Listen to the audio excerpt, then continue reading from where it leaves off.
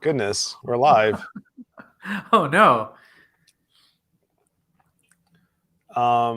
Yes, I think we are. I haven't gotten any kind of alert on Oh YouTube. yeah, we are. We are. Okay. Is YouTube ever going to tell me? YouTube. I mean, it's popped up on my YouTube thing. Well, that's weird. I thought I said a. All right. It's almost as if YouTube is not as dependable as we'd been led to believe. It's quite a bit like that. Oh, here we go. 2 watching. Maybe it's just you and me so far. Yep. Hello, Toshi. We saw your comments coming in. Oh, we'll get into all that. Oh yeah. We'll get into all of that. Gonna dig deep into all that. Oh, I should start up my notes here. Okay. Okay, I got our future retro and pile of shame. Yep. All right.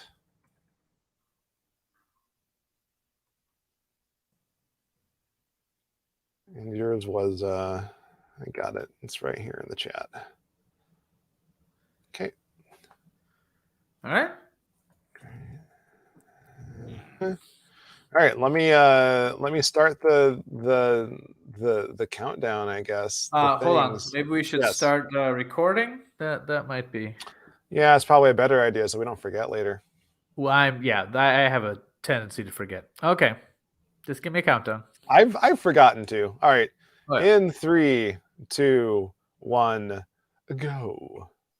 All right. I am geared for sound. I am allegedly also recording. Yep. All right. Oh yeah, post in the Discord. I'll do that. I'll do that too. Just give me a second. Yeah, do that. Do that right now. That brings in the hordes.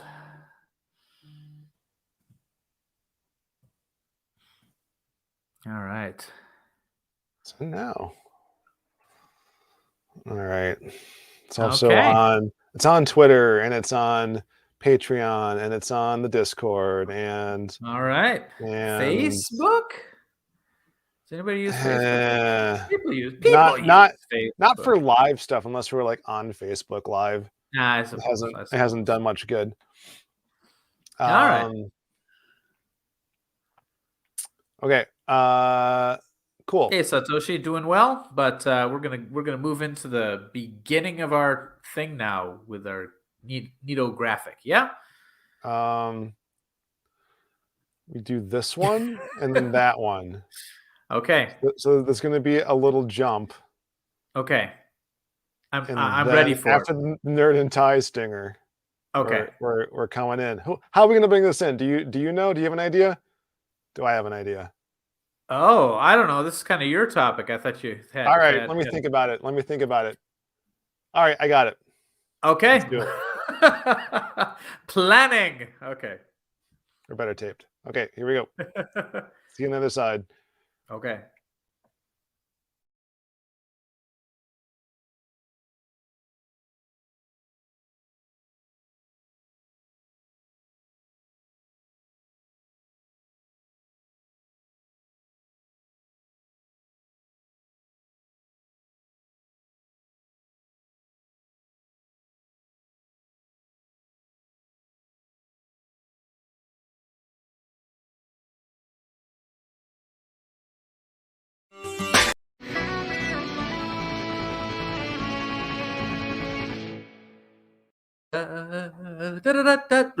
Oh, hi. Hello, Vinnk. Sorry, I was watching it count down. Finally. All right. Merry Christmas. Happy birthday. This is our for Jesus? Sure. That's why that banner's here. Not that we left it up for my wife's birthday at the beginning of the month. Oh no. Yeah. So she's now finally older than you again. Yes, it goes that way. It goes that way. This is our last podcast of the year. This is the podcast of the year? The last podcast of the year. What? Yeah. No, I'm sure we can sneak a couple more in there. No, we can get a couple more in there. I got my Christmas break coming up. I mean, and I know there's stream one more. and I know that there's nothing more than you'd want to do than hop online in the middle of the night. I think that's what all you want to do for That us is to all. do, That would be something. That would be wonderful. Well, I was thinking that it would only be appropriate to revisit a topic that we kicked off the year with. Oh. Yeah. Oh, was it video games? It was video games. Yeah, there's multiple podcasts now, so we're gonna have a hard time keeping this straight. I know. So anyway, we're talking about Quantum Leap today, right? Oh God, we'll get to that at the end. Okay. Okay. But no, we were wrong about something. No, not us. Which we're used to. No. We've never been wrong about anything. But unfortunately, we're actually technically correct, which is the best kind of correct. Ooh. All right. Okay. What am I talking about? What are you talking about? So well, we started off the year with a prediction that there would be no Switch Pro. And then there were all these rumors. So we were right. Other things. We were right. We were right. Okay. I mean, but there were rumors about this 4K Switch that was going to come out. Yeah. And like, if there's going to be a Switch, it's going to be a minor upgrade and it's not going to be a huge deal. Don't worry about it. Yeah. And we ended up being right. Yeah. Technically. But and podcast over. Thank you, everyone. Yeah. All right. Thanks for coming. We were right. Thank you. It was great. Oh, we got a new subscriber. It's too bad that we're not on Streamlabs or XSplit. We could show that right here. Oh. But I can see it. I can see it on my Chrome. Thank you, new subscriber. Yeah, McNulty. Oh, I already closed it. Hey, Mark. Nice to see you. Nice to see you. Yeah, Mark McNulty. That guy. I know, you know that guy. I know cool. that guy. Yes. All right. So what am I? Oh yeah, he's even in the chat. Hello.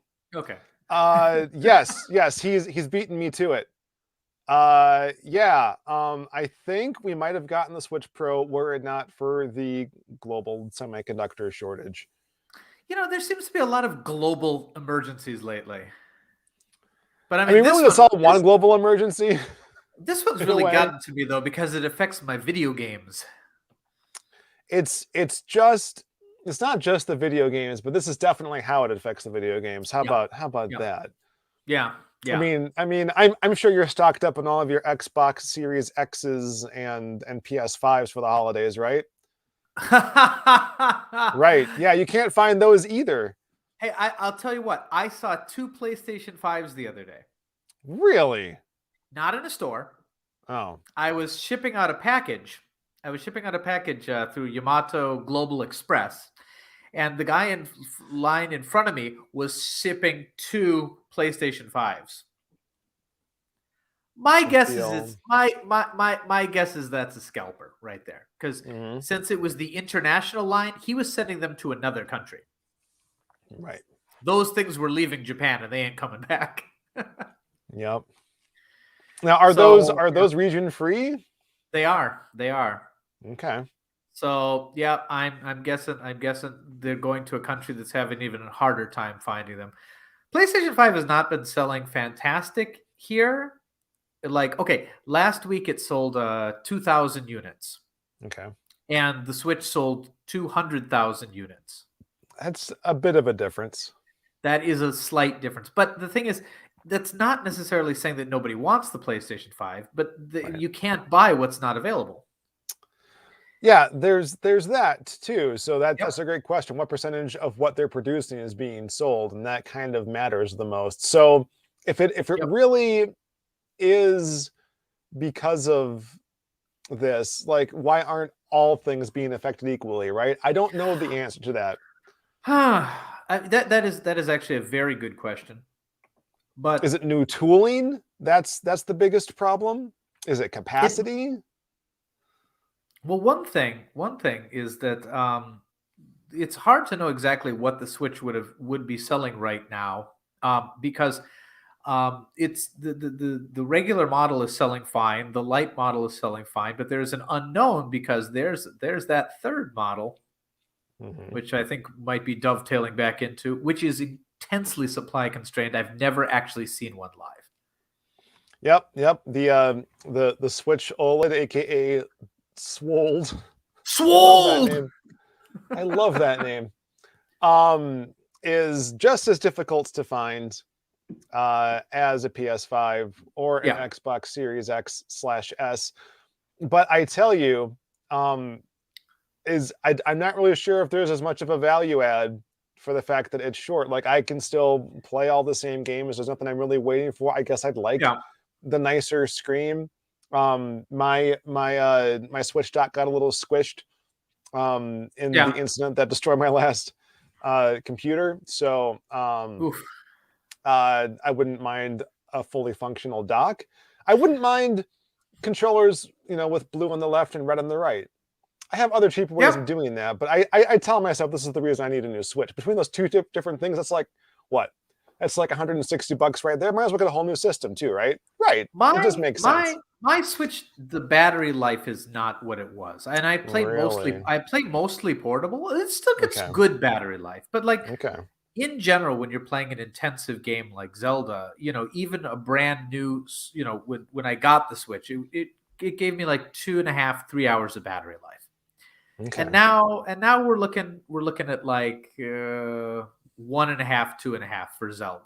Less intensive games will last longer, but like they've already upgraded the battery once about 2 years into the Switch, and then the OLED version is even better. So so I mean the OG Switch already did not have the most fantastic battery life, but it's gotten better with each upgrade. So I wouldn't mind, and like that would leave that I could pass on the regular the original Switch to my kids, so we wouldn't be fighting over it anymore. Right. I ended up with a similar situation. That's when we got the Switch Lite. But the thumbstick, I can't be on camera here. The thumbsticks on the left got busted. Now I've actually bought a kit to fix that. I want to do a video about that. You should do a video about that. That's a lot cheaper because it was like a $15 kit. Yeah. But I still want like 3 Switches in the house, because then we can do fun things together. It just makes sense. But I guess going back to the mea culpa part of this is that basically all those leaks about the Switch Pro were true. Basically, like the how they fixed the stand flap, how just different things more or less were all true, except for the circuit, the chips weren't upgraded. I guess, but isn't that like the biggest part? You know what I mean? It's like, we've upgraded this vehicle is totally new except for the engine. The larger that is what thing.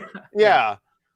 I mean, speaking of vehicles, like another anecdote about this shortage, like hurting thing, is like my wife and I got a new vehicle, and everything's like touch screen nowadays, right? And the thing was going haywire, and we couldn't get a new part until early December, and we bought the thing in like end of September. It ended up coming about a month early, but that's the kind of thing we're dealing with. Like, it's not just video games that's affected by this. Like cars are now these like computers on wheels, and you can't get the parts. You can't. I guess used cars are going up in price too, because there aren't enough parts to make the new ones for the same reason.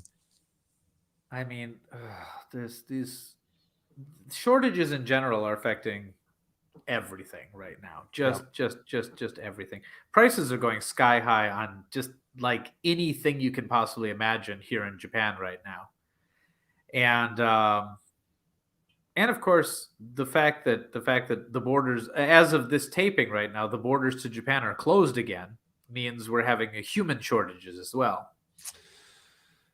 So in my work, we're understaffed because we've already been suffering from a lack of staff for the last year and a half, and this is going to exacerbate that situation too. So, I mean, let's hope that by the time you're listening to this, because it maybe you're listening to this in the future and you'd be like, oh, I remember that. I remember when things like that were really bad. They thought about the Switch Pro. That's interesting. I mean, I'm here with my Switch 4 right now. Right. Okay, it cost me $2,000. I don't know.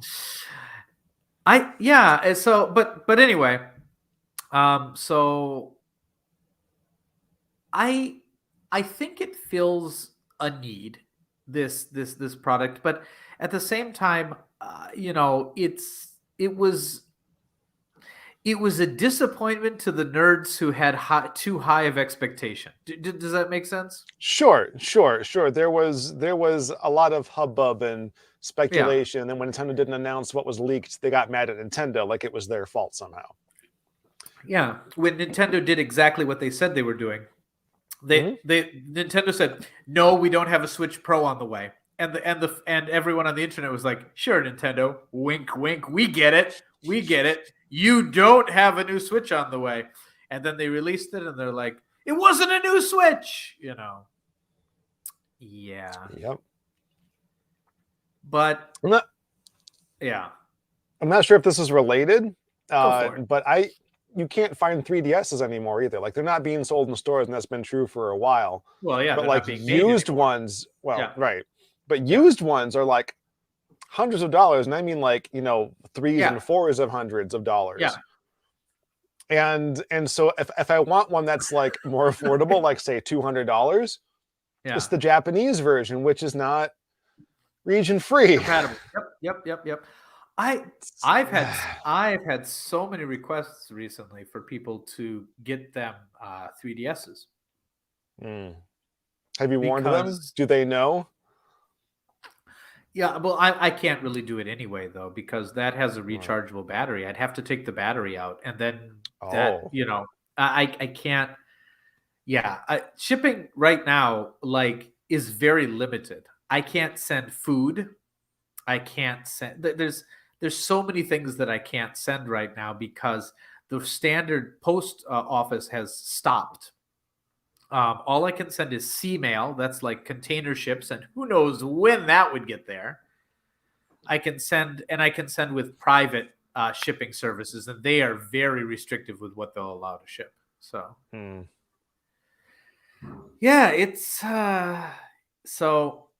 I mean, but yeah, which is weird because America ignored the 3DS for all those years, really. Right. Like Pokemon fans bought it, the dedicated Nintendo fans, and suddenly when you can't get it, everyone's like, I need that. Right. That's how it always is. I'll tell you, if Sony really wants to do well with the PlayStation 6, they should release it and then immediately discontinue it. Then people will. No, okay. PlayStation 5 is doing well though, like as a hardware in the United States, really well. Sure. But it's allegedly I've never seen one. I'm so sorry to hear that. Yeah.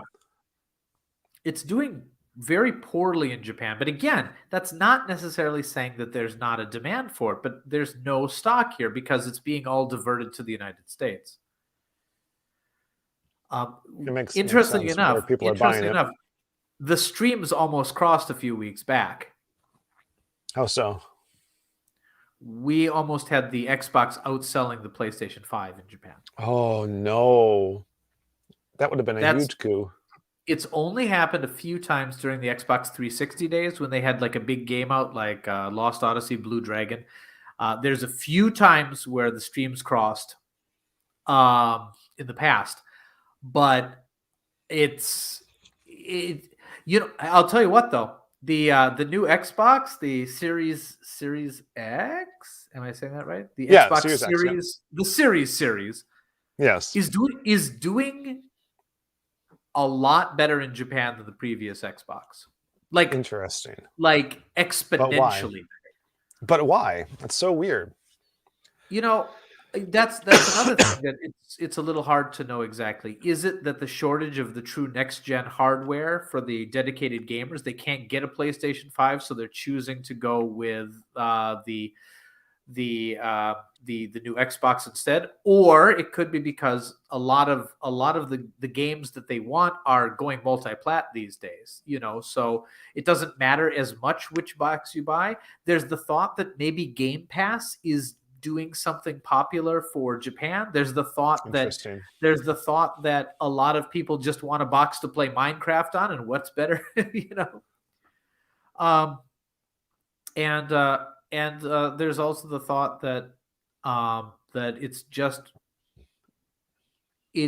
in a better position. It's strange because Japan is definitely a physical market, the physical game market, definitely.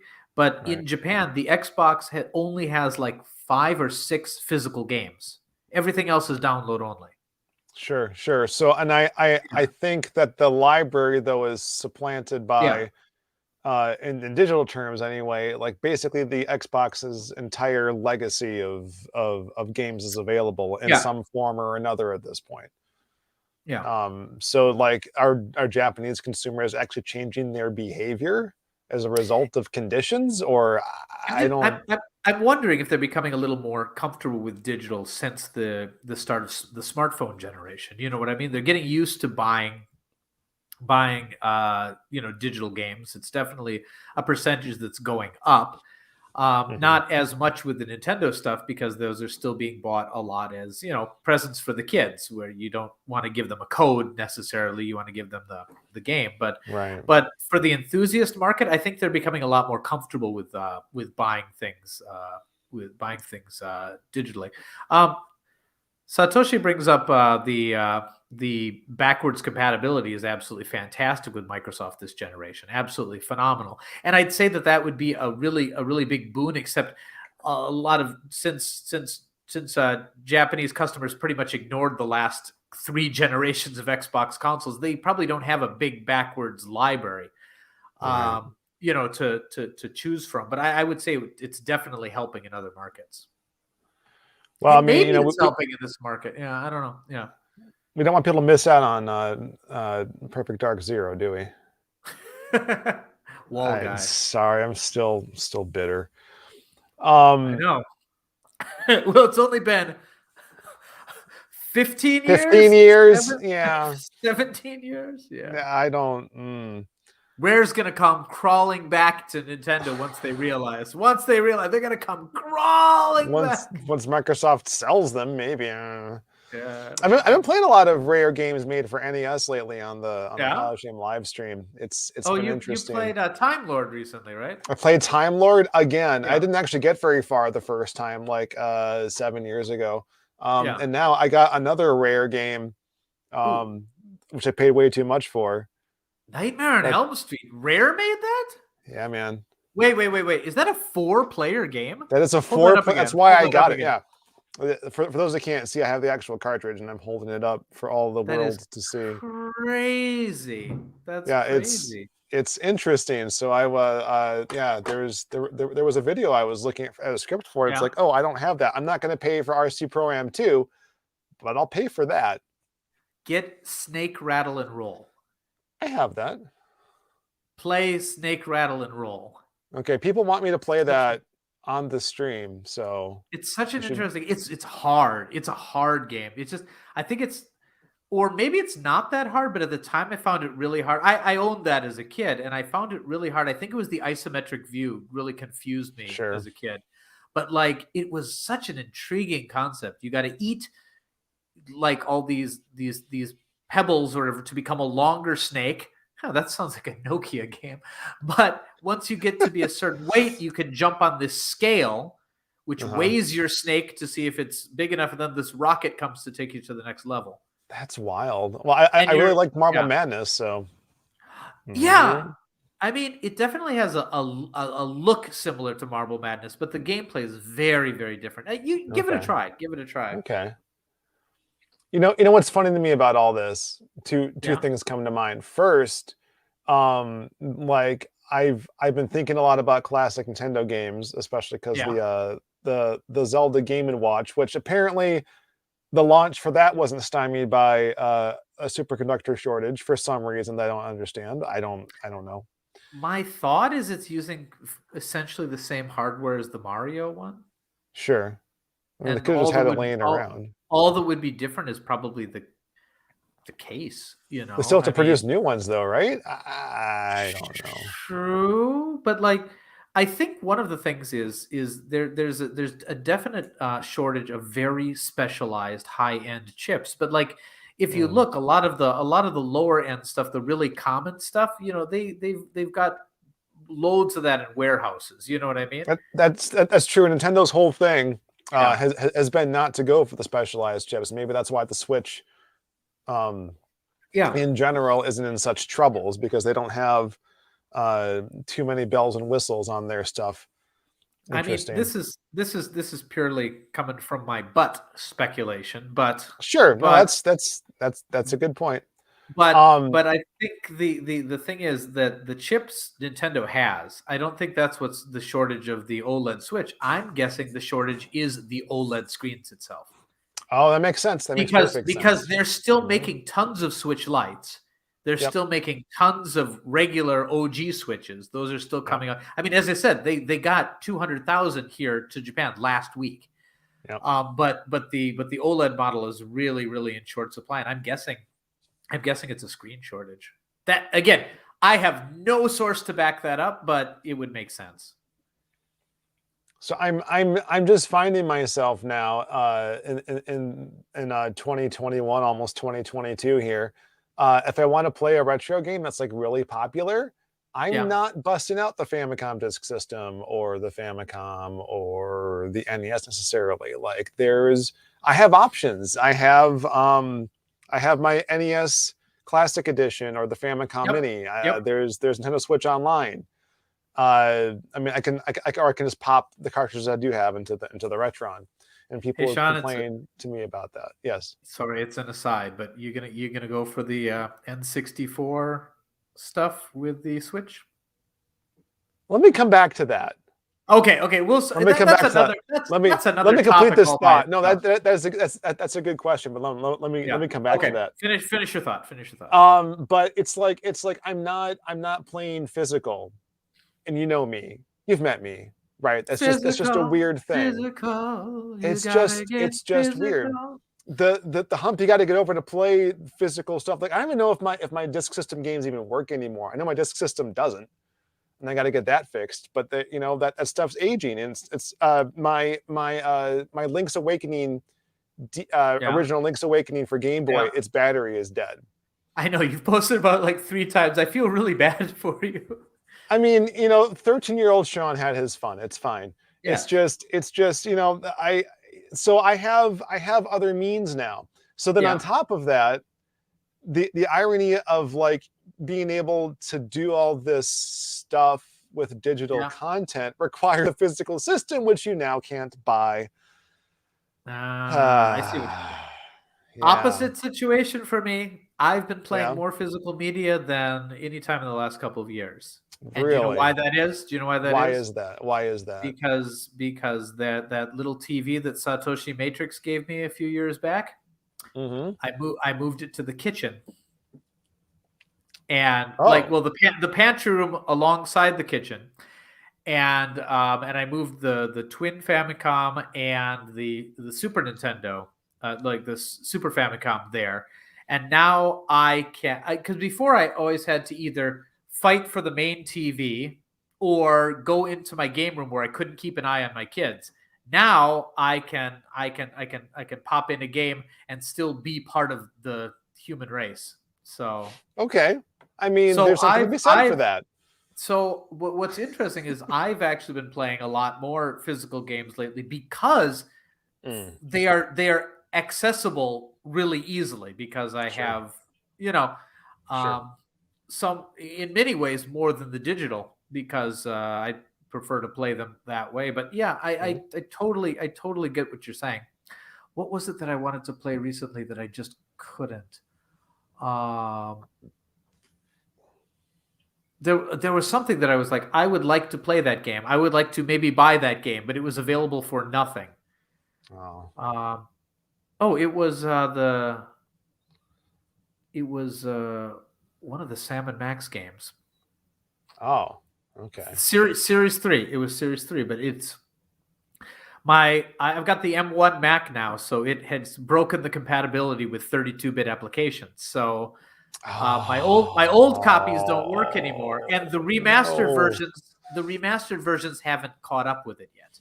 They're remastering the whole series. Okay, well that's good, but still. Yeah. So does it mean all that Steam stuff doesn't work anymore either? Well, a great deal of it does not. Yeah. Oh, Now it's trivial for a manufacturer to upgrade their stuff to work with the new processors. They just have to have the desire to. Right. And that's a lot of them don't, or don't exist anymore, so they can't. Sure. Yeah, there's that. Or whoever owns the library doesn't really care to share it. We're looking at you, Konami. Yeah. They've actually been doing a little bit better. Like the Castlevania collection is kind of a big deal. Yep. But still, looking at you, Konami. And then there's Sega. Yep, Sega. I mean, you mentioned the N64. They've really been suffering from that hardware shortage. I haven't seen anything come from them for a while. It's just the deep irony of the Sega Genesis controller you can buy for the Switch with the Nintendo branding on it. It's just wild. It's crazy. But you brought the N64. No, I'm not going to buy it. I kind of want the controller, even though I couldn't use it on anything, just to have it. But I don't need that either. Like I keep hemming and hawing. It's like, do I want the Retro Fighters like wireless N64 controller? Because it's neat. Like, I love my Wavebird. I would like a Wavebird for my N64. How often have I played my N64 aside from, the Castlevania streams I did this last year? Yeah. Not often. It's like, well, I'm going to buy two and maybe I'll give one away. Yeah. And I didn't do that either. It's been difficult to convince myself to spend the money on this kind of thing. So no, I'm not going to spend that much money every month. Yeah. On N64 games that I have already. Yeah, I think that's one of the things about it. It would be nice, but like I don't know. The thing is, that I'm a proponent of the whole Nintendo Switch Online like retro libraries thing, and I always thought that they were really fun. But that's because they were incredibly cheap and had a lot of just classics there. But like I don't know, it just seems greedy to me, the N64 when it's so much more expensive. And I know that includes licensing to Sega for those things, but maybe they should have made them separate. You know what I mean? Because Nintendo owns the rights to their games. So unless they're putting up GoldenEye, which probably not, but but if it's their games, they're mostly paying very little into it, so I don't know. Plus, I was hoping the Game Boy games would come. And maybe they still will. I mean, part of the reason people are excusing the exorbitant price of the monthly service is that it's to like future-proof against further releases. But I'm like, I don't. What is it? It was like $30 for the year. Okay. It depends for a family plan. It depends what plan you're going for. So like my family plan right now is like what?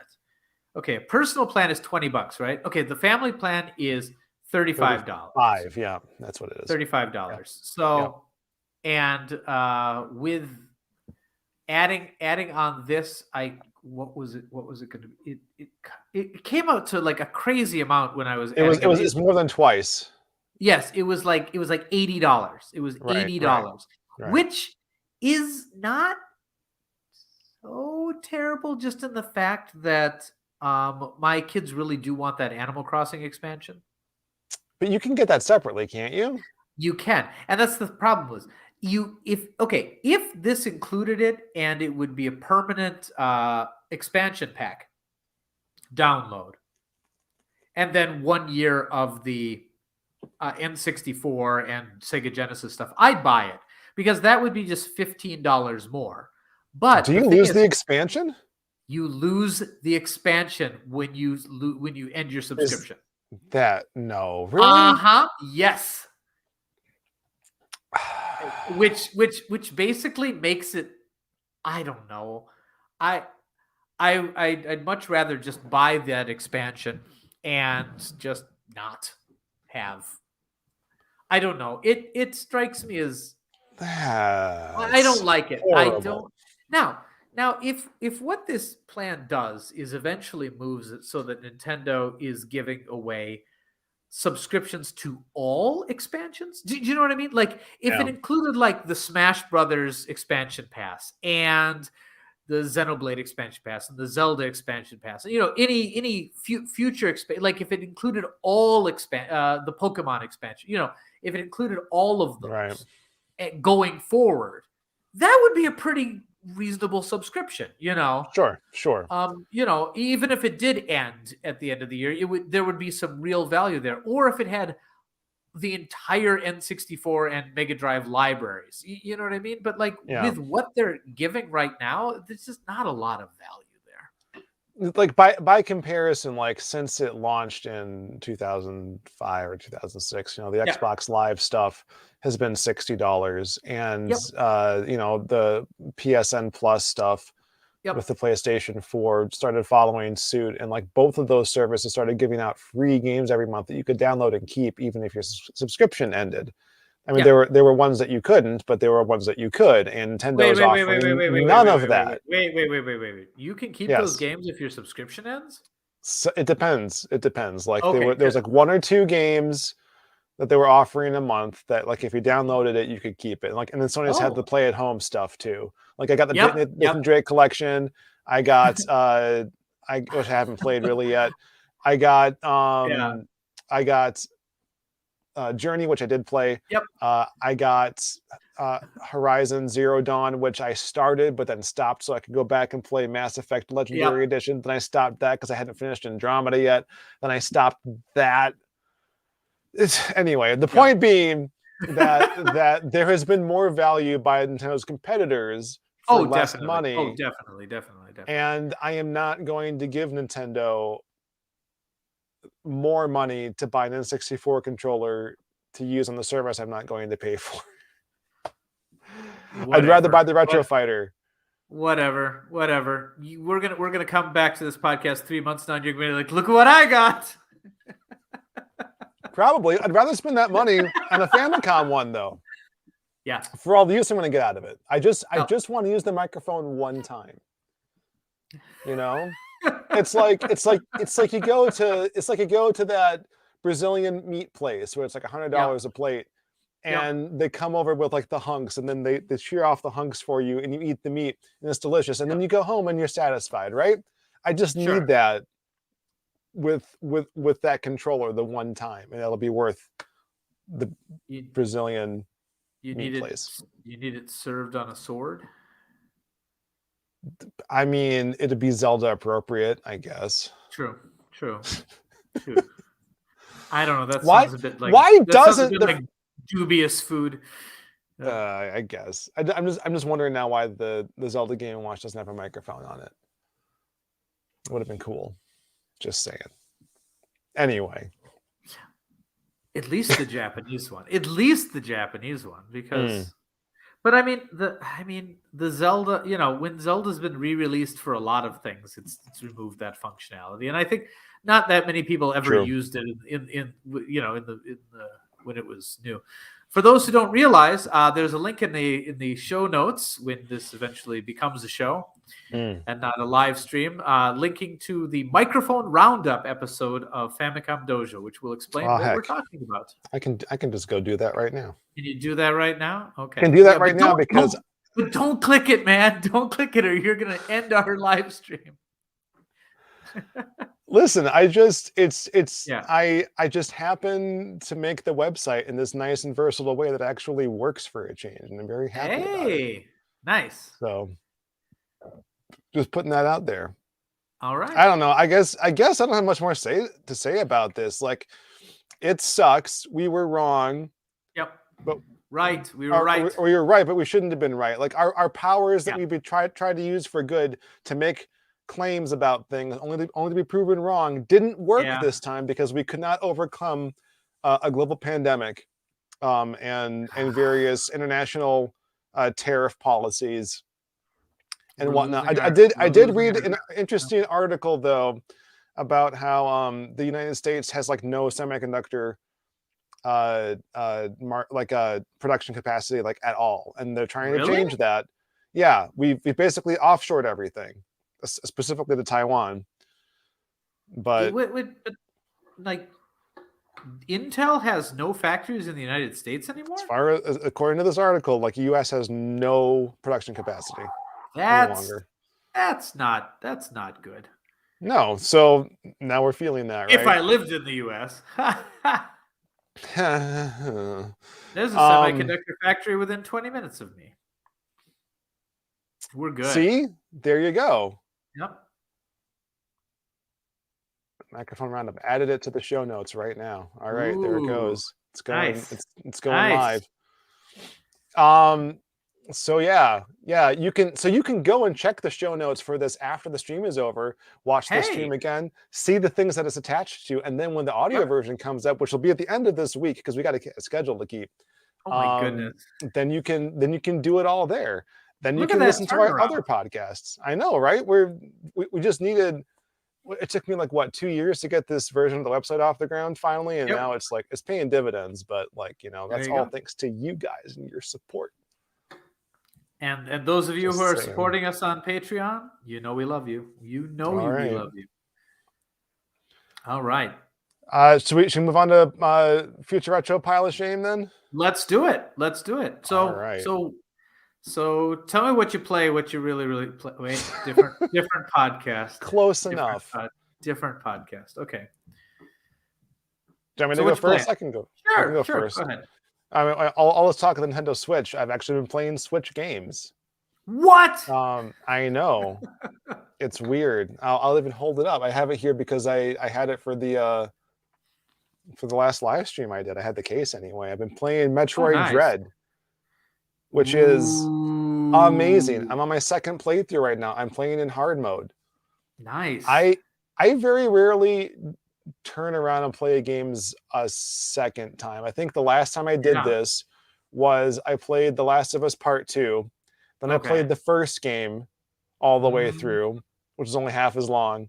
And then I started playing a hard mode New Game Plus on Last of Us Part 2, then stopped. But still, that's the last time I did that, which was earlier this year, to be honest. But very rarely do I have the gumption to get through it again. But I love this game so much. Have you played it? I've played the demo. You've played the demo. I've played the demo. All right, I'll keep this very spoiler light then. For those who don't know, the first 3 Metroid games and then into Fusion are all actually one continuous Metroid story. Yeah, Nintendo released a really nice video on that. Yeah. Oh, did they? Oh, excellent! I didn't watch it because I already knew, but it'll be linked in the show notes. Yeah, I think I absolutely could do that. Yeah. I'll even do it right now. No, I got to talk during the podcast. It'll be too much to concentrate about. Yeah. But yeah, if you look at the title screens for each of those games, like Super Metroid is actually called Metroid 3 in the title screen, and then Metroid Fusion is called Metroid 4. Dread isn't called Metroid 5 on the title screen, but it is Metroid 5. It picks up completely. Pretty much where Fusion leaves off, even though it was released almost 20 years later. Yeah. There is a great video which we'll link in the show notes. About how they wanted to make this game and it was announced, and so the Dread name has been known for a very long time. Yeah, it was it Prime or Prime 2 that they Prime 2, I believe. Because there was one of the artifacts you read and it's like something about Dread. Yeah. And so people have been talking about Metroid Dread since the DS. Yep. Yeah. I want to say around 2004, something like that. It was GameCube days, Yeah. So they weren't able to make it back in the day for Mhm. various reasons. One of the excuses being given was just the technology just wasn't up to snuff to do what they wanted to do in their vision, Yeah, which seems like it's partly true. I Uh, guess but it's a at least given 2D how the game, games turned out. yeah. Okay, okay. But it it the Metroid series has followed this weird path too, where like the even numbered games were on, sorry, the odd numbered games were on consoles, the even numbered Yeah, games were on handhelds, and so it's only appropriate that like the fifth game in the series is on like the hybrid handheld console. yeah, yeah. um, but yeah, if you haven't played through those games, I recommend going through and doing that. I Mm. don't wait for the almost inevitable Game and Watch I'm sure is going to come out Ooh, I'd about buy it, that. I'd right? buy that. Yeah, Ooh, I yeah, would buy man. that. Yeah. It's not just that like this game's been out since, is it 86 was the disc system 86. version? 86. It 86. was So I think it came out one in of the very, 87 in the very US. early disk system games. Right. So the first game's been remade as Zero Mission, and the second game was remade as Samus Returns for the 3DS. So sorry, Zero Yep. Mission was for the Game Boy Advance. So it was like a Super Metroid style remake, Yep. more or And less, because the third game just holds up so amazingly. They don't really need to do anything. it's true. It's true. It's true-ish. I just Going I was going. I was Go ahead. going through my collection the other day and I realized I have 3 copies of Super Metroid. Makes sense. Because I always think I don't have a copy and I buy a copy. I know. I've got a Yeah, problem. it could be worse. You could buy a bad game. Yeah. So like my kids are interested in Dread and they've been playing it, but they're pretty young yet and their skill level isn't quite there, but they're trying. Isn't it a bit creepy? I mean, isn't it a It's bit very creepy. scary for It's the kids? scary. Like, I can't Yeah. play it because I was playing the demo and my kids are like, turn it off. Because the Yeah. thing, what's the main thing? I mean, I call them Emmys, but if you listen to the characters in the game, they call them EMMIs, which is what they're literally abbreviated as. So, but And the yeah. Emmy goes to Eee. Samus. Yeah. No, yeah. My kids are like, so why like can't Metroid crawl? And she can slide now. It's fine. she can slide. But so I was like, all right, well, we'll try an easier game. But Yeah. so I pulled up Super Metroid on the Wii U. And it's actually hard for different reasons. Like the control scheme is not as intuitive as you might think. And then I realized like, it's still Super Nintendo. It's still like a tile-based game, so it looks a little dated to me now, especially after playing Metroid Dread all the way through, where it's just like these gorgeous backgrounds. Like if you guys don't know about Samus Returns, it was a game, it's a remake of the original Game Boy Metroid 2. That one's hard to look at these days. It's not too bad. It's not as bad as I thought it was going to be. I booted it up, and that battery still works for some strange reason. Actually, I have it sitting next to the Retron so I can offload the save file. But the company who made Metroid Dread was tapped for the task because of Samus Returns. Mercury Steam? Yeah, Mercury Steam, thank you. Yeah, okay. So because it's a 3DS title, like one of its sort of claims to fame was that there are these gorgeous, non-interactive, but like very detailed and animated backgrounds that like go, all the way into this depth. Yeah. And it just adds such a level of immersion. Now, to be fair, this was done already to some degree in Other M, which had like a kind of 2D, 3D hybrid thing going on. So they weren't the first to do it. But so they owe a bit to, was that Team Ninja who made that? That was Team Ninja, yeah. So Team Ninja was one of the groups involved with it. Okay. So Samus Returns as a remake of Metroid 2 just shares concepts in kind of like Zero Mission does. Like there are things that follow along, but like after a while, there's no map in Metroid 2. A lot of the environments are bland and kind of cramped because it's for the Game Boy. But like the general idea is still there. There's certainly the abilities that you have in Metroid or in Samus Returns are not present in the original game.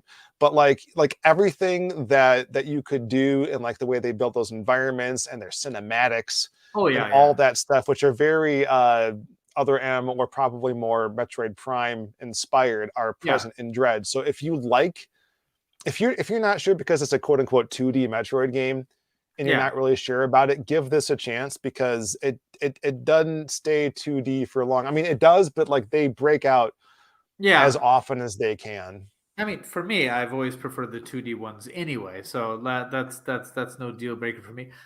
I don't know why I haven't bought it yet. I think like I was gonna buy it on launch, but shockingly, it sold out in Japan.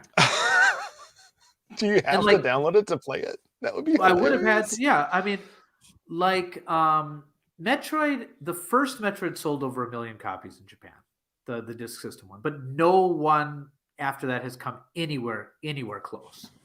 Okay. So I mean, so this one looks to be on track to outsell Super Metroid.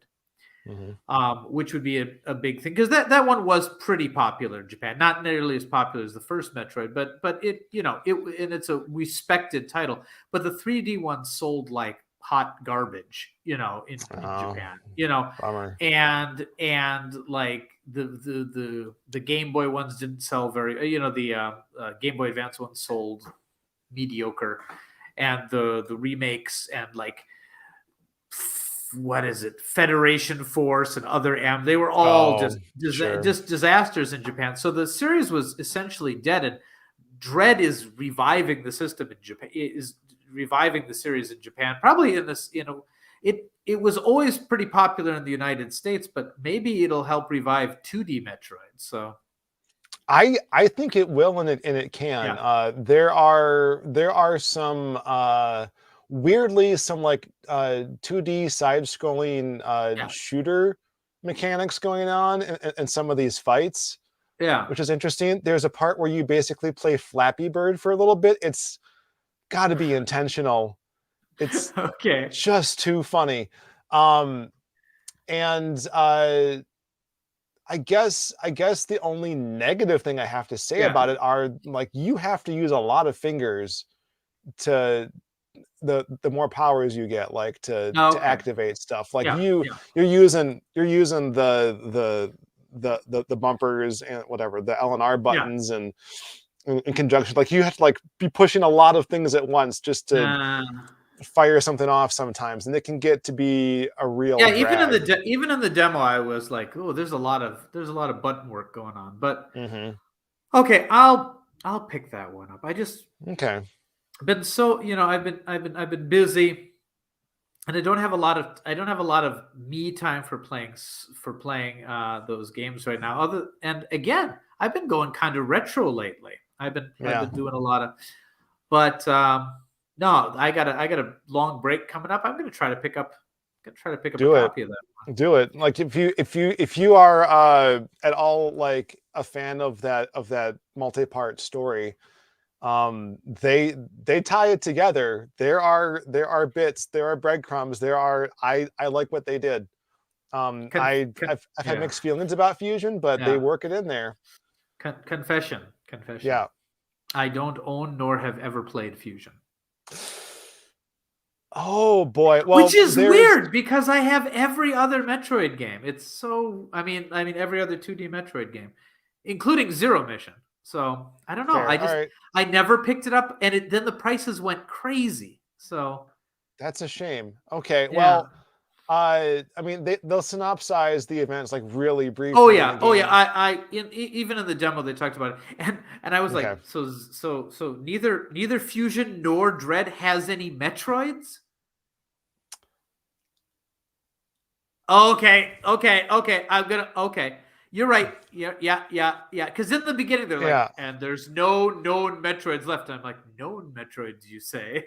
Uh-huh. Okay. I'm not gonna. Okay. I mean the real Cliff Notes version of Fusion is that Yeah.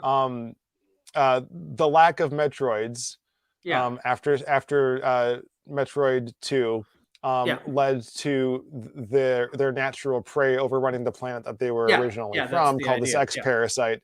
Yeah. Samus gets infected, is saved by some Metroid DNA, Yep. and is able to absorb X parasites, but then she has to fight essentially this like X parasite clone of herself Yep.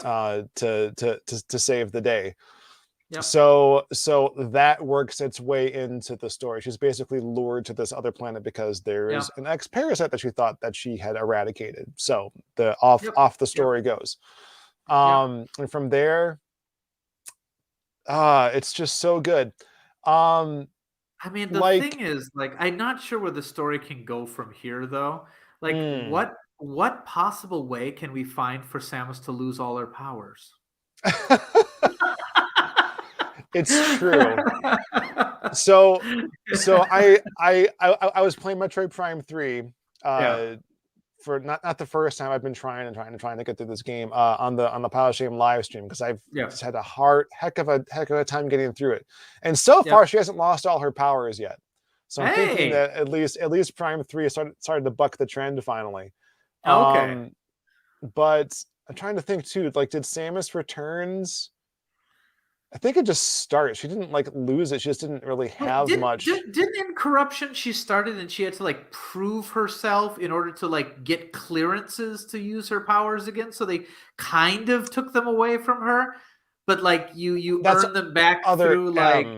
Is that other M? I get confused. Yeah, Prime 2. I don't remember. She couldn't really use them in the dark zone, I think is what it was. And she had to like get new ones to operate in the light and the dark zones. I think is how that one works. I'm not nearly as familiar with the 3D Metroids, but yeah. I just want to play Super Metroid again. I just love that game so much. Right? It is very good. Yeah. There are some things that I feel they finally improved on for Super Metroid in this game, though. Like wall jumping. Yeah. Okay. Yeah. Okay. I remember the controls of Super Metroid being a lot better than they were when I did my recent play. Because when I was a kid, I thought they were like perfection. You know what I mean? But now it's like, they're having to push select to get different powers is kind of unintuitive. But Satoshi says that Samus lost her powers in Prime 2 because of the phase-on. That makes sense. Okay, fair enough. All right, so I gotta wrap up this bit, but I just wanted to mention that I did want to go back and play Samus Returns because of Dread, and I couldn't remember why I didn't finish playing it the first time. Then I remember that because my 3DS had a faulty battery or something, and I had to replace it. And I did that, and it worked fine for a while, but only for a while. And I went back to it recently, and it can't hold charge for more than 30 minutes at a time. So even with it plugged in. So there's an electrical problem I'm pretty sure it's having. And I've already replaced the battery once. I don't want to spend money again to do it. But maybe I have to because I can't find an affordable 3DS. And I was so desperate, I spent $50 on what ended up being a scam site. And I'm trying to get my money back from eBay. So lesson learned, I guess. But I really want to be able to play that game, and I just can't right now. And it's very frustrating. So any recommendations anyone has, I will be all ears. But all right, that's it for me. Vinnk, what have you been playing? Well, as I said, I've been playing a lot of retro, which is interesting because I've been finding a couple Famicom games I'd never played before or rediscovering ones. You know what I was playing the other day? I was playing Bad Dudes. Or in Japan, in Japan, it's called Dragon Ninja. It's really fun. That makes perfect sense. It's really fun. Yeah, because they wouldn't really know what the. Do you save the president of Japan? Nope. You still save Ronald Reagan. Okay. and I didn't beat it, so I don't know exactly if we're going to go out for a burger afterwards. It might be sashimi or something. It's a Japanese release. But I was playing that one, and Kirby's Adventure, which is which just remains a fantastic game that I ignored when it first came out, because I had moved on to the Super Nintendo by then, and I was like, and I didn't really look back, but which is too bad, because it's easily one of the best games on the NES. Just a fantastic game. Sure. But when it comes to modernish games, my daughter and I have been working our way through Daigekuten Saiban. Awesome. What is the English name is The Great Ace Attorney Chronicles. Okay. I think that's the full title, and it's the compilation of the two games that hadn't been released in the United States previously, and which takes place in like Meiji era Japan and then later England. Like think Arthur Conan Doyle, Sure. It's so fun. It's now, I'm not going to say that it's a better game than the original Ace Attorney series trilogy, because those are such classics, and I have such a strong sense of nostalgia for them and a love of the characters from it, which I think I mentioned my daughter and I were replaying through the original trilogy the last couple months. And like, it was just wonderful, because I played them alone a long time ago, but I'd forgotten so many details, and playing them again, just a great story. And we went right into the Great Ace Attorney after that. But the music, the atmosphere, it's a lot more political, interestingly enough, because it talks a lot about the racism that the characters face coming from Japan into England during that time. Wow. It talks about it. There's a lot of political intrigue. Like, sometimes the courts, they have to play around the fact that Japan and England at this time had negotiated a peace treaty, and so you don't want to do anything to upset the British government. So you're kind of trying to conduct these things, but like you find someone guilty of a murder, but they get let off because of politics. And holy crow. I'm thinking that's going to come around later, because we're not finished yet. But to tell you the truth, I think my daughter doesn't like it as much as the earliest, because the plot is less straightforward. Okay, but the characters are great, and in this, Sherlock Holmes is in this game as a character. Of course he is. That's amazing. In the Japanese version, it's kind of a steampunk version of Sherlock Holmes. Sure. But all right. But due to licensing in the United States, he's Herlock Sholmes. I'm not kidding. Because how does that work? Because the copyright has to have been expired by now. I mean, it has in most places, but apparently in the United States, the estate of Arthur Conan Doyle still requires something. I don't know. But in Japan, the character is Sherlock Holmes. But but they've reversed it. But in this alternate version, and the Watson is Wilson, But I don't want to give too much away. But if you have the opportunity to play this game, it is not necessary that you've played the other Ace Attorney games before going into it, because it is a different story. There's definitely like winks and nods to the other games. Like you'll be on one part, there's an omnibus, like a double-decker horse-drawn cart, stagecoach, I suppose you'd call it, or whatever. And the branding is Phoenix Wright and things like that, But in general, it's supposed to be basically the ancestors of these different, and it's really, really, it's really good. And I hope that it sells well, because the Phoenix Wright series is kind of on on ice right now. There hasn't been Wow. a new game in several years. The Great Ace Attorney, the second one on the 3DS, came out about 5 or 6 years ago, and this is the re-release. But that was the most recent title in the series. There hasn't been anything new for a long time. So I'm hoping that this will sell well enough or be appreciated enough where they can get the motivation to make others. But in general, the series has been declining in sales, and which is unfortunate because the quality, I don't know, some people did not like the fourth chapter when it switched from Phoenix Wright to Apollo Justice. Some people didn't care so much for that one, and then they kind of was like, no, really, they're about Phoenix and Apollo Justice now. And so 5 and 6 were a little weird, but this one is the original director of the original trilogy coming back, and I think it's a return to form. And we're almost done with the first game. Yeah, I think we got one case left, and then there's one more game to go. And my daughter said something that really endeared her to me. She's like, I don't want it to end.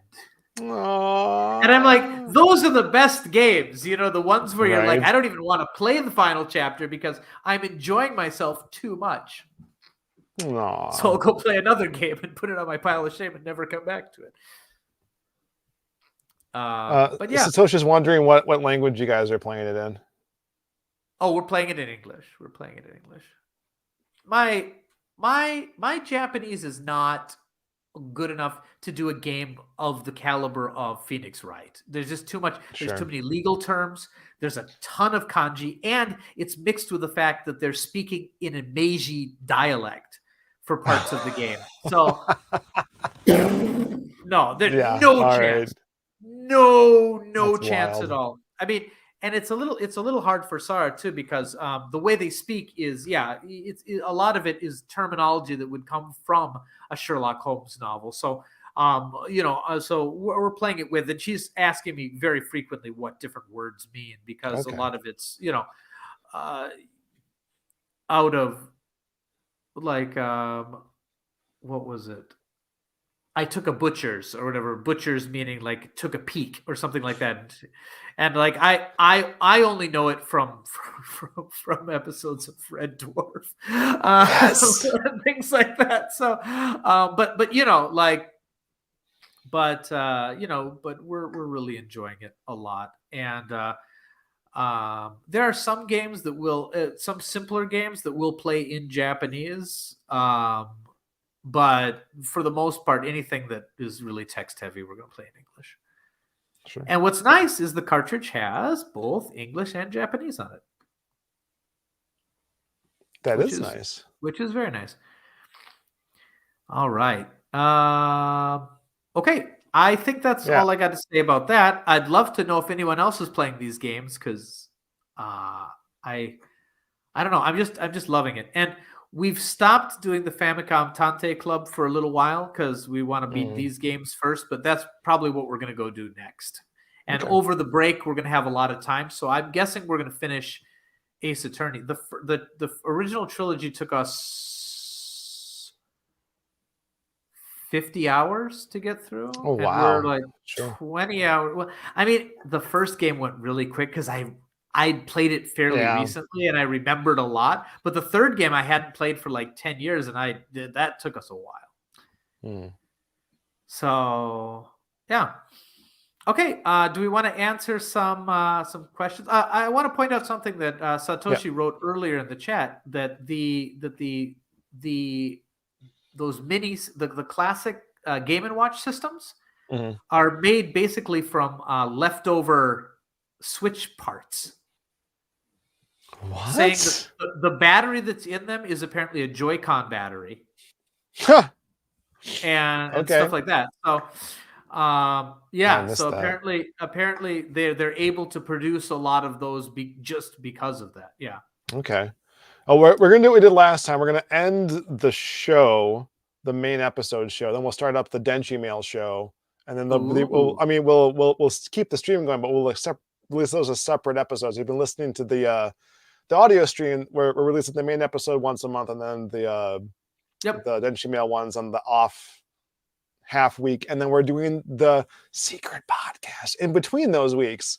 So there's 4 weeks of Famicom Dojo content every month now. I know, isn't that weird? On the first day of Dojo, my true love right to me. Okay, so yeah. Let's two boobs. Okay, sorry. Oh, good Lord. Okay, we'll get there. I'll stop. Okay. All right. So yeah, we mentioned earlier that Patreon is what has gotten us to keep doing this show and make another podcast. Get the website up to snuff. Do all these things. Feel like it was worth our time to spend our hard-earned money to buy $80 copies of Nightmare Before Christmas, A Nightmare on Elm Street for the NES. It was not cheap, but I have confidence that we're making good decisions about what we're doing. We started this live stream channel, forsaking our ability to get $5 a stream from Daniel. Because we have you on Patreon, guys. We don't. It's fine. We broke 100 subscribers this week. So now there is a full on actual shortened URL you can get to besides channel / whatever. Can forget that now. It's just youtube.com/Famicom Dojo Live. You can get to that. Thank you so much. So thank you all for supporting us and continuing to do so. So I also wanted to let you know about our other show, because I think this is the first Famicom Dojo podcast we've recorded since that one went live. Since it went unsecreted. Yeah. Oh, that sounds too much like secreted. Okay. We have the full reveal. Full reveal. Finally. All right. The show. So secreted and full reveal sound really bad when we talk about the name of our show. I'm so sorry. Yeah. But on this show we tend to have asides about TV shows, and we've tamped down on that because now we have an entire podcast. Get it out of our system. Dedicated to TV shows called Two Boobs Watch the Tube, and the boobs are us. We really thought it was clever at the time. I still think it's clever. It's still pretty clever. Yeah. We'll see. But if you haven't subscribed to that, the streams for those are on Vinnk's YouTube channel, so subscribe to him.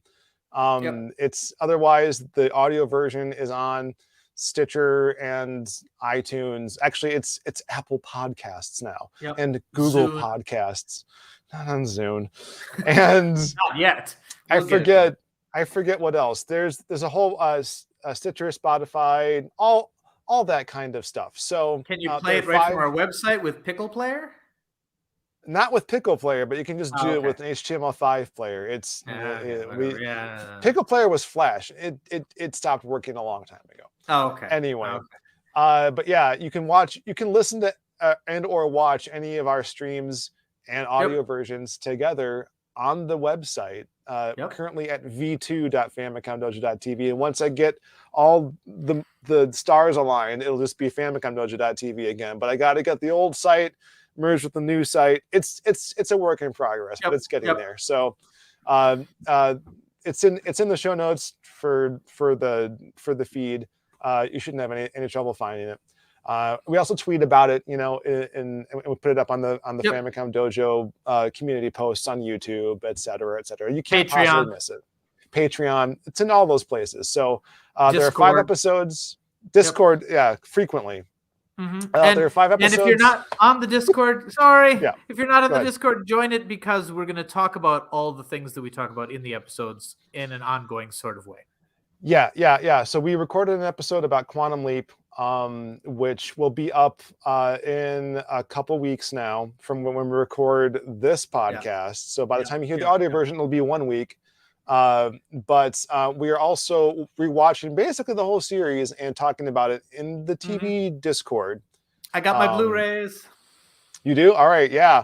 Yeah, Yep. let me know how that goes. I've been on a roll and I've gotten all the way through season 3 and I need to stop now or I'm going to burn Ooh, out. But I have so much more to say now. I got a lot. Yeah. It's And anywho, but go ahead. oh, sorry, and we got a Red Dwarf one coming up soon. So, Yeah, Red Dwarf will be the first one of the new year and I on the just current finished schedule. Series 6 today. So, Oh God. So yeah, I have to still yeah, finish 2 because I've been yep, watching yeah, Quantum Leap instead. yep, Yeah, so for those who don't know, the premise of this show is that we try to review a season or so yep, of a TV show every time. Quantum Leap, we thought we'd just talk about the whole series because we hadn't really watched the whole thing in a while, but we convinced ourselves to watch it anyway. So now it's a season 1 yep. podcast, sort of.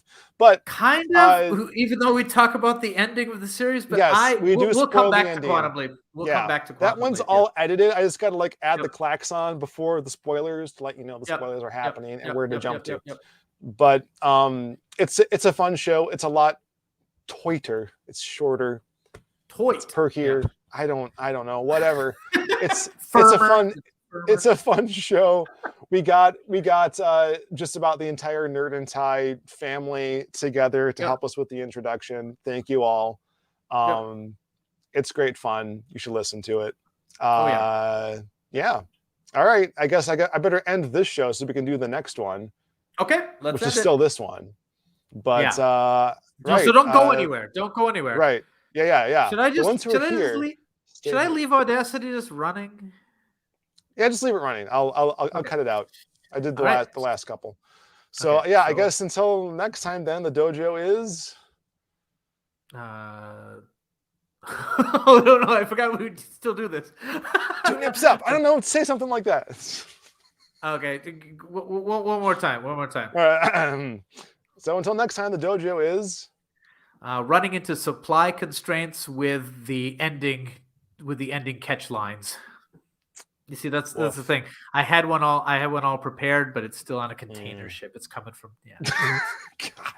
Takes a little while. Oh Lord. All right. Let's just roll right into the Gmail then. Okay, I'll just leave it running. Sorry. We gotta pretend to meet again. I know. Hey Vinnk. Yep. What are you doing in my house? Oh, sorry. I didn't mean to surprise you there. Hey, we got some questions to answer from people. Okay, let's know things about things. Let's all start right, it. I saved up a couple from our Discord already. I'm excited. Excited. We got one from Kanacha. He wants to know what our best Christmas memories are, both as a kid and as an adult, with a family of our own.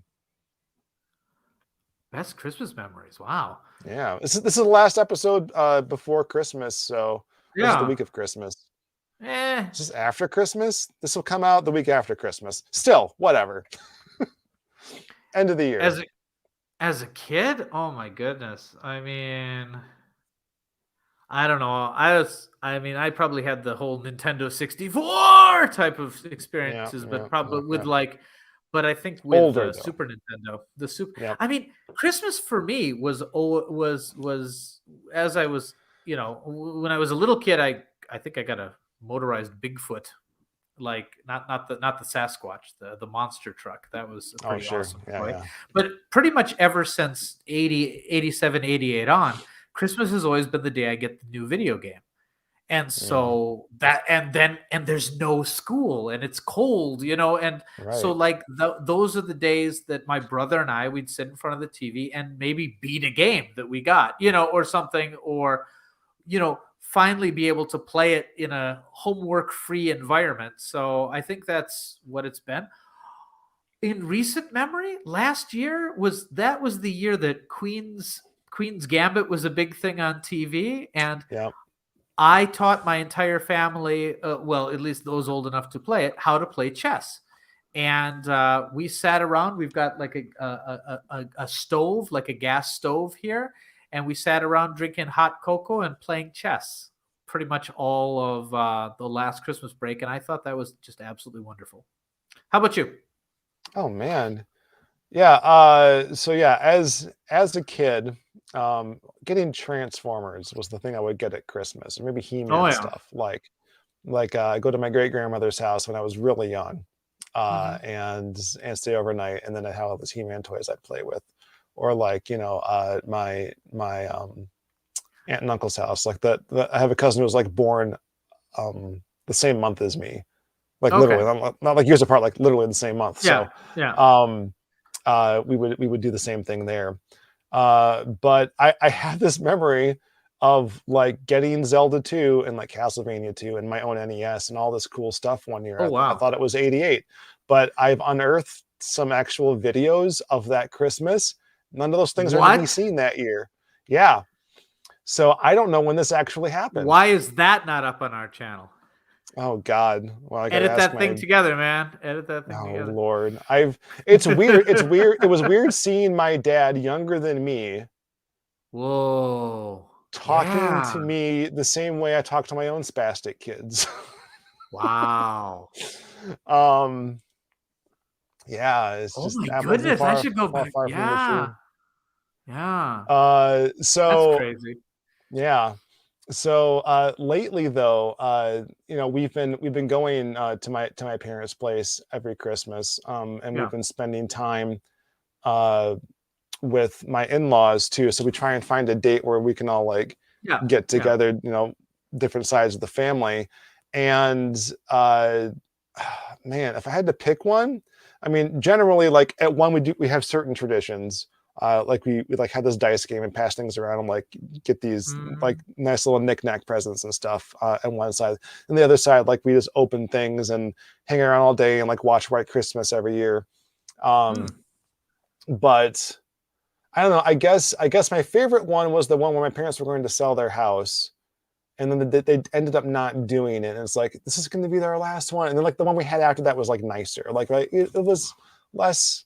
I don't know. So my grandkids, their grandkids still got to like experience like, Christmas. How old are you? I know, right? Pretty old. The pandemic has aged us a lot, but I know, but I got my kids a game this year. Ooh. Hopefully they'll really enjoy. So we'll see. All right. Cool. Okay. All right. You got another one from Daniel H. Do you think you'll ever outgrow gaming, or more precisely, do you ever see a day when you'll forsake modern gaming? Ooh, okay. The first part is really easy, because if I haven't outgrown it by now, there's no way. I mean, right. I'm long past the point of no return right now. Oh yeah, I mean? We're in our 40s now, guys. It's over for us. It's like, do you ever think you'll grow into fitness? And I was like, no, if it's not happened by now, but modern gaming, yeah, maybe, possibly. I mean, I can. You have to use your hands. I'm already out of the loop with a lot of modern gaming, to tell you the honest truth. You know what I mean? Like all the big AAA stuff coming out from Ubisoft and EA and things like that. It doesn't even faze me. You know what I mean? But like, I don't know if I'm ever going to get to the point where for example, a new Gekten Saiban release or a new Dragon Quest or something like that isn't going to make me excited enough to pick it up, but it's possible. It depends where gaming goes. If like recently Ubisoft just introduced NFTs into their gaming. What does it even look like? What? Yeah. What? So it's like it's DLC that apparently one of the early ones is you can, if you play 600 hours into this game, you have the option to buy this NFT. Oh, well, thank God. But why would you want to sell it and give it to another person to put on their account that they've played 600? So well, like, it's non-fungible, right? Yeah. So you can't sell it. I thought was the whole point. No. You can't duplicate it. You can totally sell it. Okay. So again, if that's the way gaming's going, I'm out. I'm out. You know what I mean? All the way out. But it doesn't matter, because I have 40 freaking years of video games here, and I've played I've played to completion a fourth of them. And I've still got unwrapped games in the back, more than I can play in a lifetime. So, to respond to the first question, no, I'll never outgrow gaming. Yeah, we're good. I will never forsake modern gaming, but modern gaming might forsake me. For sure. No, I feel you there, because I've been doing the Pile of Shame live thing roughly every week for the last year. So like I've nearly 50 videos somehow of like mostly different games, and I've barely scratched the surface of my wall of shame, you guys. Like it's not going to happen. But I'm probably less far away from forsaking or being forsaken by modern gaming. Although I will say that when I heard the new Halo was open world, I'm like, what does that even mean? Is there like an arcade where I can pretend to hone my skills? Like if there isn't an arcade where I can pretend to hold my skills, I don't even want to play it, to be perfectly honest. I hear it's really good. I mean, I would like a Series X, you guys, but as we discussed in the main episode, I can't get my hands on one. So I don't want to get like a 1S, a 1X, whatever, the last generation. I don't want to get that. I want to get the new one. Yeah, the 2X4B503P. Yeah, that one. 27B/6. Yeah. Does this look even remotely like it? Sorry, those are references to the Red Dwarf podcast. Oh God. Yeah, that's another fun thing you guys should listen to. Do we have any more questions? Anyone watching the stream right now want to throw one out? Those are from our Discord, so yeah, throw one up. While we wait for them to look alive, because I can see you there. I can see the number, the counter. I've been speaking of Metroid Dread from the main show. I've been sort of inspired to put together some video clips of how to perform certain tricks, because there were the scripts we had written for Super Metroid a while ago, and this kind of dovetails with them. So I was wondering, like, well, what if I could do like a little thing, a little topical thing, but tie it back to these retro games, because some of the things you got to do to 100% this game are just completely insane. Actually, I had to look up. So if I had to look it up, maybe you guys have to look it up too, and you'd like to know how to do these things more easily. So I got some pointers for you. If you need some Metroid Dread pointers, hopefully I can get that out before too long. I'm thinking of doing some streams over the break. So it's been a while. It's been almost a year since I last did that, and I really want our good friend Illustrations, who did our logo, has a new game out. Yep. Oh, I didn't know this. What? It's a sequel to the game we released last year. Oh God. Okay. It's called Get in Santa's Pants. Makes sense. You play a hot elf. You got to get in Santa's pants. I can't. You haven't played the first one? No. It's free. It's free. Okay, we're gonna put a link. We're gonna put a link up there. All right. You should obviously be playing this. Get in Santa's pants. No, but now be careful when you search for that. You're gonna get the wrong. You're gonna get. I mean, yeah. Hold on.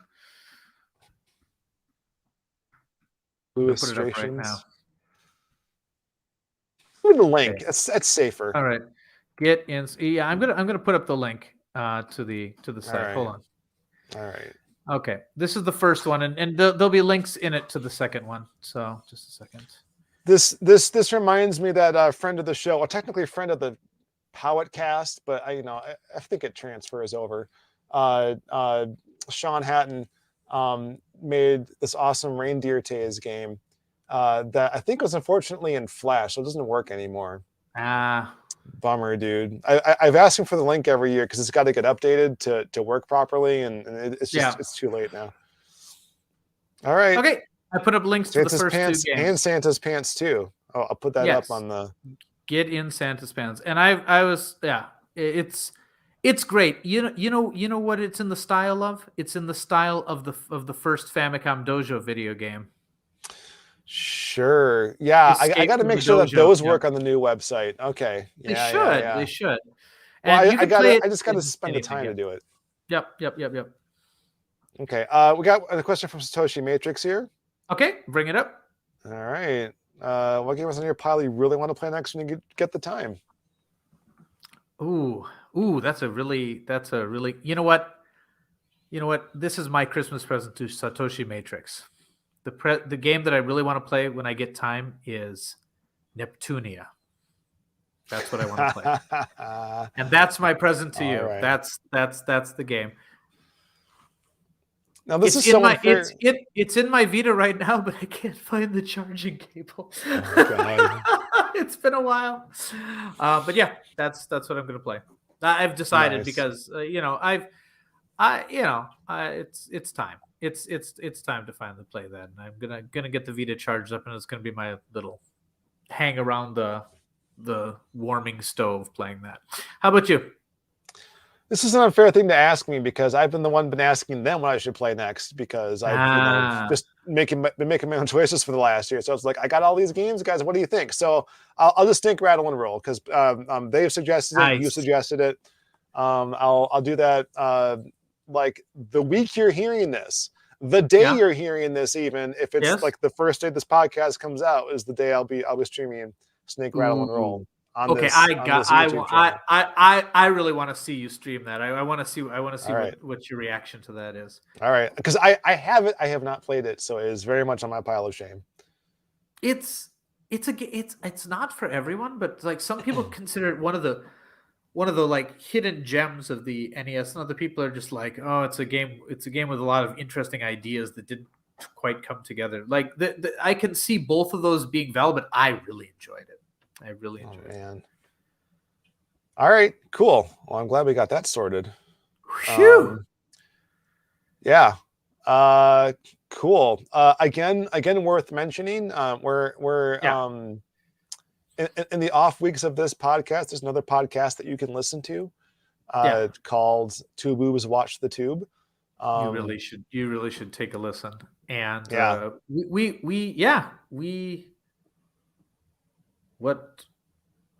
it's been doing okay? People have been listening to it?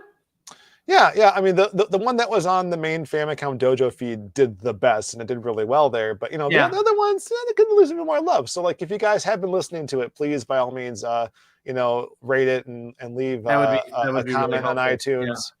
Everywhere else, share it wherever you can, etc., etc. It's been doing pretty well though. I won't lie.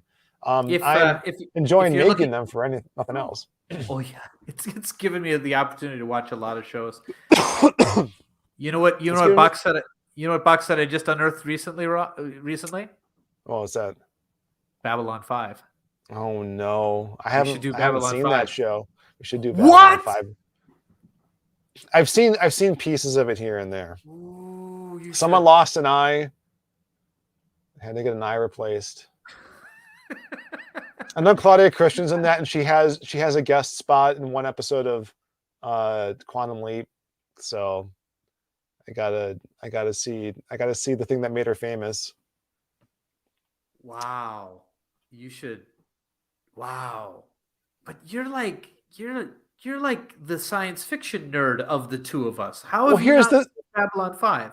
Here's the thing: is like I got hooked on the Babylon 5 knockoff Deep Space Nine. So it's like, why would you watch Farscape and Firefly at the same time?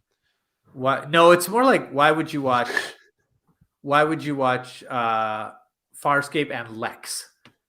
Okay, fair, but because they're different enough. They're different enough. Fair. We should do Lex too. Ooh, I've got Series 1 on Laserdisc. Do it. Oh God. Because of course I do. Yeah. Because those first movies I had not seen. So like I think I saw like season 3 initially. And then I had to go back and finally watch the original stuff because there was a lot of backstory that I was just like, And the original movies were not on the Science Fiction Channel. They were on Showtime. Yeah, I can see why. It had Barry Bostwick in it though, so that was something. And Tim Curry. Who was Tim Curry? He played the poet. Movie 2, Supernova. That's right. Actually, I believe his character's name was Poet Man. Just not together. Yeah. That's a shame. Well, anyway, you should listen And to the this guy great from show. Oh yeah, oh, dear. We just turned it into an episode of that. Sorry. I know, right? Where we talk about these kinds of things. And yeah, man. And if you're worried about it interfering with your Famicom Dojo intake, don't worry, because it's on the weeks we don't have a Famicom Dojo podcast. So you can listen to us every week now if you want to, while you're folding your laundry or whatnot. That's the best way to listen to a podcast, by the way. Or cooking something that requires simmering. I think we are a good podcast to listen to whilst things are simmering. I've also been doing a lot of podcast listening while I've been shoveling. There's been a lot of shoveling going on. Oh yeah, I saw the pictures. You got snow now, don't you? Yeah, man. This and You're Wrong About and I Weigh. I listened to a few episodes of I Weigh recently with Jamila Jamil. Just throwing those out there. Listen to ours first, and then listen to those. Yeah. I'm listening to This American Life, Radio Lab, keeping up to date with those. And I've been listening to the Red Dwarf audiobooks read by Chris Berry, doing all the voices. No. They're amazing. His Crichton is quite extraordinary. Oh, God. You should listen to those. They're all available on iTunes.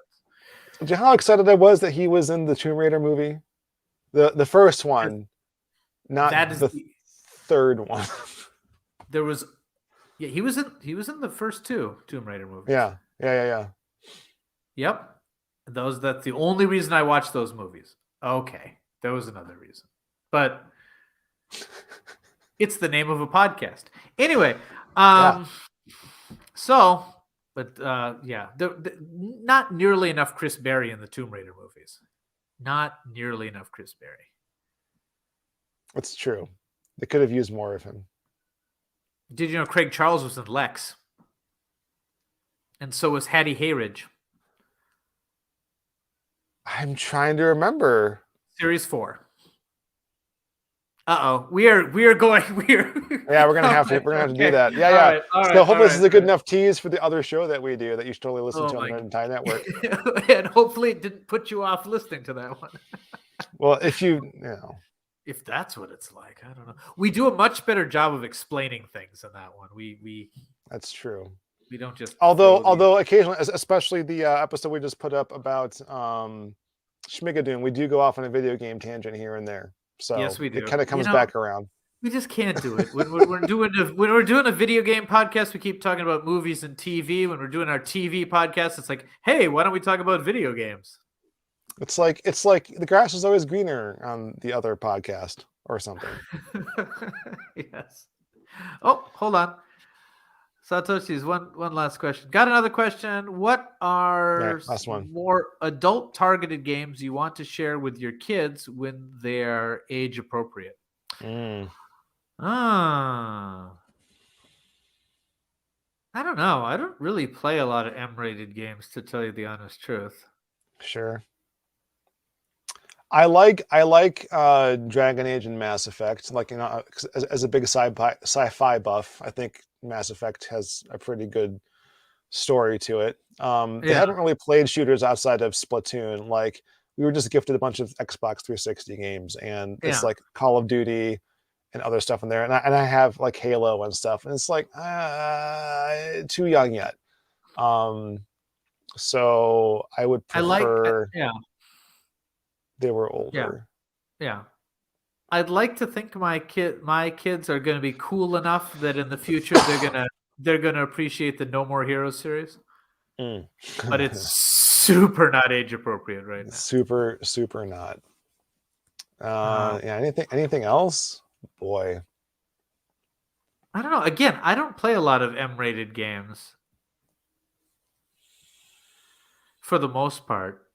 Sure. Is there like anything that's like not a shooter that I would even recommend? I don't know. Yeah.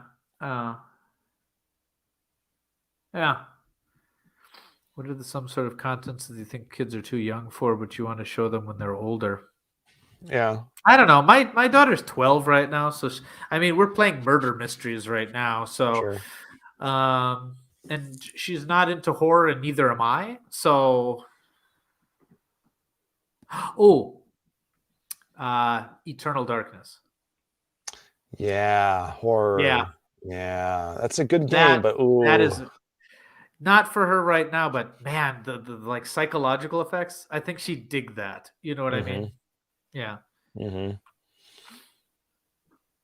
Cool. yeah, I'm not sure. All right. Well, I think that's all the time we got for this week, which is the same week as the one we did last, but you don't know that because you're listening to them 2 weeks apart because reasons. But thank you for all for listening Thank again. you. And I guess until next time, then the dojo is. The dojo is mostly age appropriate. I don't know. You True. should make Still. yeah. So far, so the dojo is all you ever wanted for Christmas. Oh. All Right. See you next year, everyone. All right. Yeah. See what else we can be wrong about next year. Listen, and by saying see you next year, that means the calendar year, not that we're going to take a year off again. Oh yeah, no. No. See you January. See you January. Yes. All right. All right. I'm Bye. ending it. And it's